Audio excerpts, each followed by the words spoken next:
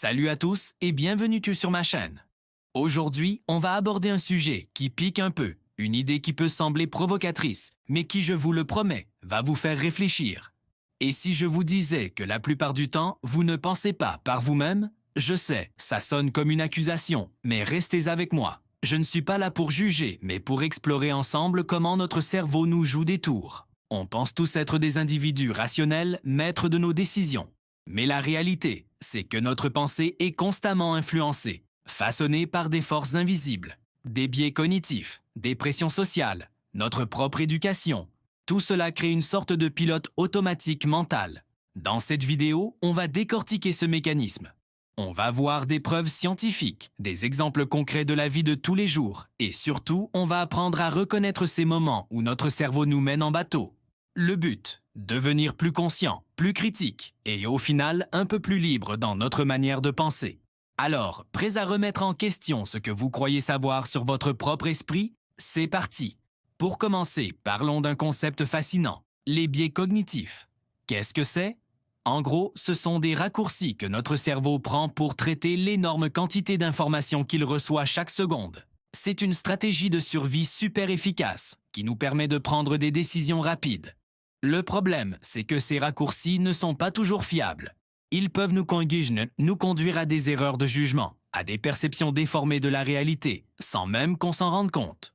Prenez le biais à l'effet de confirmation, par exemple. C'est l'un des plus courants et des plus puissants.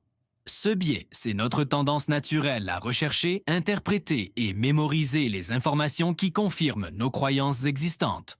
Vous avez une opinion sur un sujet politique. Vous allez instinctivement cliquer sur les articles qui vont dans votre sens et ignorer, voire décrédibiliser, ceux qui vous contredisent. C'est comme si on portait des lunettes qui ne nous laissaient voir que ce qu'on veut déjà voir. Et les réseaux sociaux amplifient ce phénomène à une échelle monumentale avec leurs algorithmes qui créent des bulles de filtres. On se retrouve enfermé dans une chambre d'écho où tout le monde pense comme nous, renforçant l'idée que notre vision du monde est la seule qui soit juste. Vous voyez où je veux en venir. On ne choisit pas activement de faire ça. C'est un processus automatique, inconscient. Notre cerveau cherche le confort, la validation, pas la vérité objective. Un autre exemple flagrant, c'est l'effet de groupe, aussi appelé la pensée de groupe. Vous l'avez tous déjà vécu. Vous êtes en réunion ou avec un groupe d'amis. Quelqu'un lance une idée et peu à peu, tout le monde semble d'accord. Même si au fond de vous, une petite voix vous dit que quelque chose cloche, il est très difficile d'être le seul à lever la main et à dire « Attendez, je ne suis pas d'accord ». Pourquoi? Parce que notre cerveau est programmé pour l'appartenance sociale. S'opposer au groupe, c'est prendre le risque d'être rejeté, isolé. C'est une peur ancestrale. Alors, pour éviter le conflit et maintenir l'harmonie, on se tait, on se conforme. Et ce n'est pas tout. Le simple fait d'entendre plusieurs personnes exprimer la même opinion peut nous faire douter de notre propre jugement. C'est l'expérience de H, une étude psychologique classique. On montrait à des participants une ligne, puis 3 autres lignes de longueur différentes, et on leur demandait laquelle correspondait à la première. Une tâche super simple. Sauf que les autres participants, qui étaient en réalité des complices de l'expérimentateur, donnaient tous délibérément la mauvaise réponse. Eh bien, une proportion énorme des vrais sujets finissait par se ranger à l'avis du groupe, même si c'était visiblement faux. Ils doutaient de leurs propres yeux plutôt que de contredire la majorité. Ça fait froid dans le dos, non? On ne pense pas par soi-même, on pense avec le groupe. La pression sociale est une force incroyablement puissante qui façonne nos opinions et nos décisions, bien plus qu'on ne l'imagine. Maintenant, allons encore plus loin. Parlons de l'effet d'ancrage. C'est un biais cognitif que les experts en marketing et en négociation connaissent très bien. Le principe est simple. La première information que l'on reçoit sur un sujet, le fameux ancre, a une influence démesurée sur toutes nos décisions futures. Imaginez que vous voulez acheter une voiture d'occasion. Le vendeur vous annonce un prix de départ de 15 000 €. Même si vous savez que ce prix est probablement gonflé, votre cerveau s'est ancré sur ce chiffre. Toutes les négociations qui suivront vont tourner autour de ce nombre. Si vous arrivez à faire baisser le prix à 13 000 €, vous aurez l'impression d'avoir fait une super affaire. Mais si le prix de départ avait été de 12 000 €, vous auriez peut-être négocié jusqu'à 10 000. L'encre initiale a complètement changé votre perception de la bonne affaire. Ça marche pour tout, les salaires, les promotions en supermarché, même les jugements au tribunal. Un avocat qui demande une peine très lourde ancre le juge sur une sanction élevée.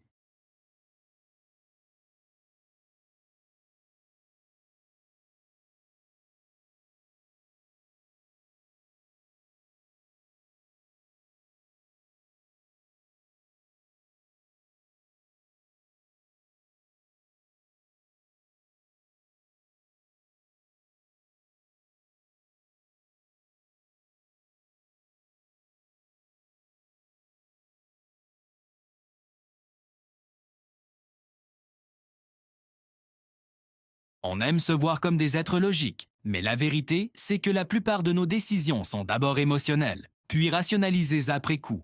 C'est ce qu'on appelle le raisonnement motivé. Quand on est face à un choix, notre instinct, notre gut feeling, nous pousse dans une direction.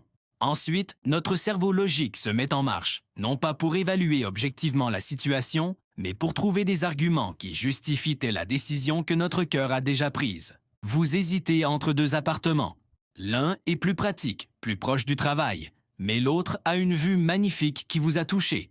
Il y a de fortes chances que vous choisissiez celui avec la vue et qu'ensuite votre cerveau se mette à trouver plein de raisons logiques pour justifier ce choix. Finalement, le trajet n'est pas si long, l'air y est sûrement plus pur, etc. On se raconte une histoire pour que notre choix paraisse rationnel. La publicité joue constamment sur ce mécanisme.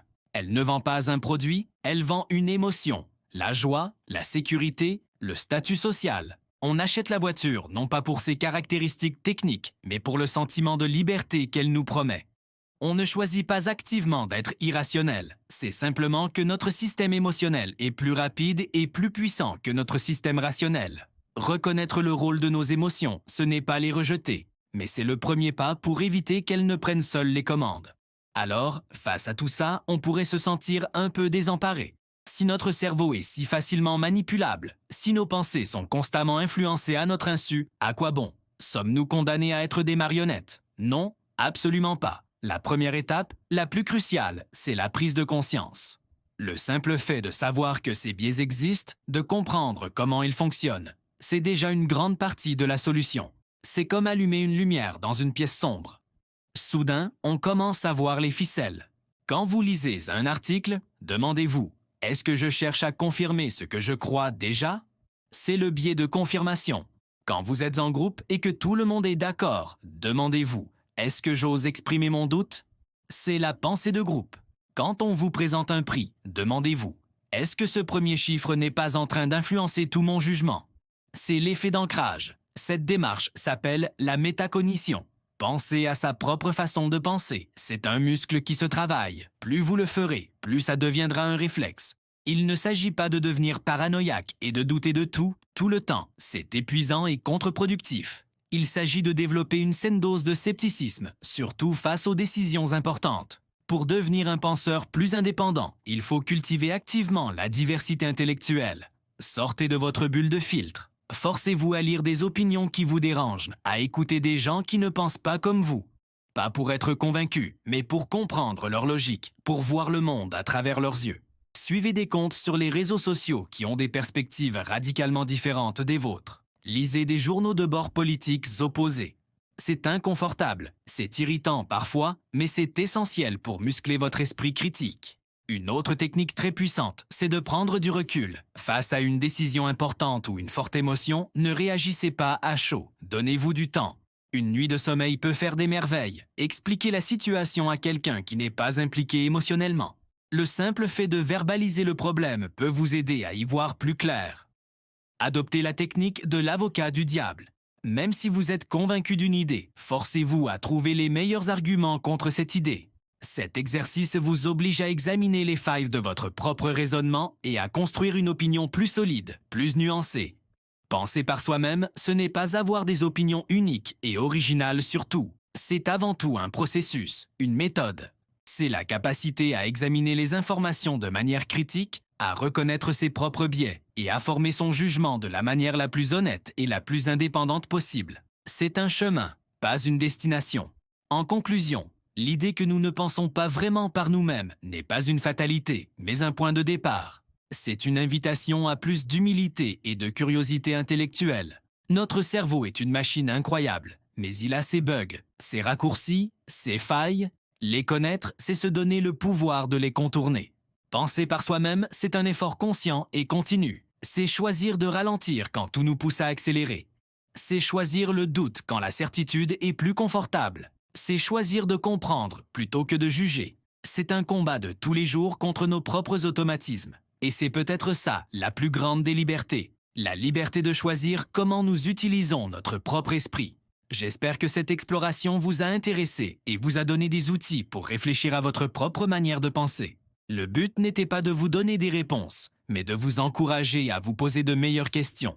Merci beaucoup d'avoir regardé cette vidéo jusqu'au bout. Si ce genre de sujet vous plaît, n'hésitez pas à me le dire en commentaire. Partagez vos propres expériences avec les biais cognitifs, ça m'intéresse énormément. Pensez à laisser un pouce bleu si la vidéo vous a été utile. Et surtout, abonnez-vous à la chaîne pour ne pas manquer les prochaines explorations de notre merveilleux et complexe cerveau. Prenez soin de vous et de votre esprit critique. À très bientôt.